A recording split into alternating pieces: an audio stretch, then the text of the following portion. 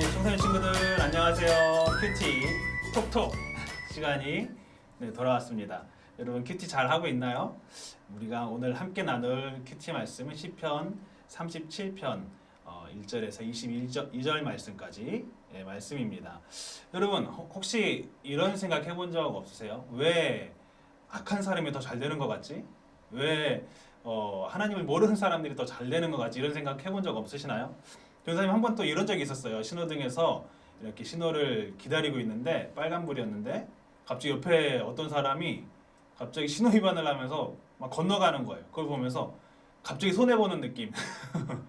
분명히 저도 급했는데 그 사람이 이렇게 훅 지나가 버리니까 오히려 신호를 지키는 사람이 더 바보가 된 것 같고 저 사람이 더 이득을 취한 것 같은 느낌이 든 적이 있었어요.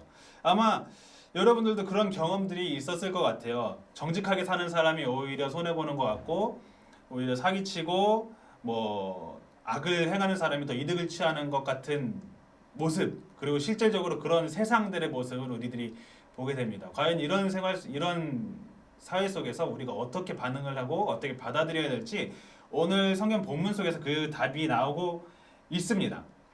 자, 그러면은 하인나로 한번 그 말씀을 풀어가고자 합니다. 먼저 말씀 속에서의 하. 자, 말씀 속에서 하나님은요, 전사님이 느낀 하나님은 악인은 심판하시며 의인은 붙잡으시는 하나님이다 라는 것을 느꼈어요. 다윗은요 1절 말씀에 이렇게 고백을 해요. 악을 행하는 자들 때문에 불평하지 말며 불의를 행하는 자들을 시기하지 말지어다. 야, 악한 사람들 부러워하지 마. 악한 사람들 때문에 불평도 하지 말고 시기도 하지 마 라고 이야기합니다.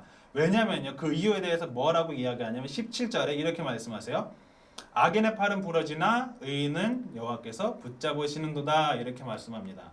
우리가 지금 현실적인 지금 단편적인 모습을 볼 때는 악인이 굉장히 잘 되는 것 같고 악인이 더 이득을 취하는 것 같고 오히려 의롭게 사는 사람, 하나님 말씀대로 사는 사람이 더 손해보는 것 같지만은 실제적으로 그렇지 않다라고 말씀하시는 거예요. 악인의 팔은 부러질 것이다. 악인은 결국에는 심판을 받을 것이다. 하지만 하나님께서는 그 의인을 붙잡으신다 이렇게 말씀하십니다. 왜 그럴까요? 하나님은 공의의 하나님이시기 때문에 그렇다는 것이죠.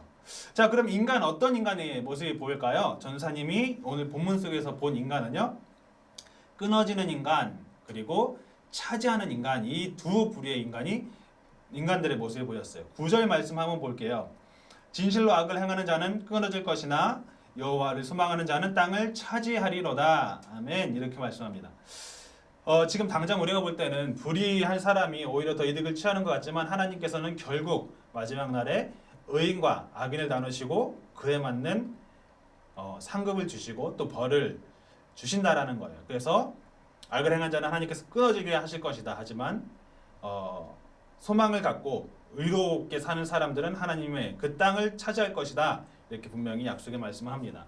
자, 그러면 우리가 어떻게 적용할 수 있을까요? 말씀 속에서의 우리들의 모습은요, 악인은 부러워하지 않고 우리의 참된 기업 되시는 하나님으로 더욱 기뻐하는 내가 되어야겠다 이렇게 말씀 속에서 느꼈습니다.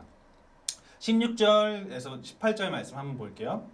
의인의 적은 소유가 악인의 풍부함보다 낫도다. 악인의 팔은 부러지나 의인은 여호와께서 붙드시는도다.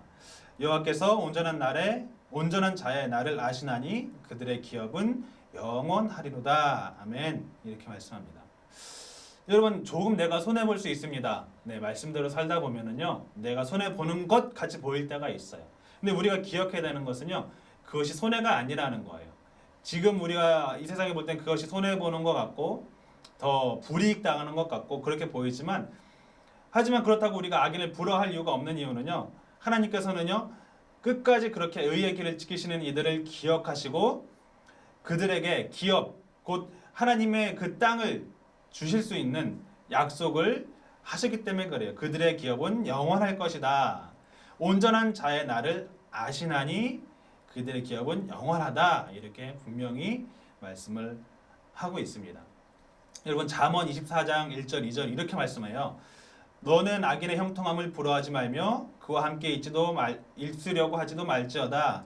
그들의 마음은 강포를 품고 그들의 입술은 재앙을 말함이니라. 네, 여러분, 우리가 정직하게 살다 보면은 손해 보는 것 같지만 우리가 결코 그것을 부러워할 이유가 없는 이유는요. 그들의 결론은 이미 정해져 있다는 것이죠. 하나님의 심판, 그것이 결론은 결국은 정해져 있습니다. 우리가 끝까지 하나님의 그 소망된 약속의 말씀을 품고 승리할 수 있는 저와 우리 청소년들이 될 수 있었으면 좋겠습니다. 시간 잠시 기도하겠습니다.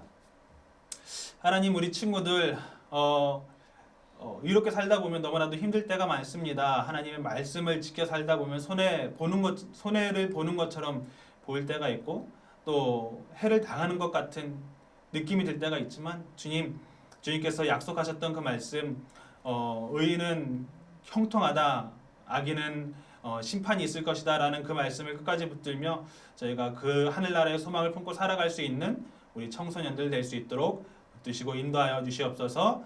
이번 한 주간도 승리하는 우리 청소년들 되게 하여 주시옵소서. 감사드리며 예수님의 이름으로 기도드렸습니다. 아멘.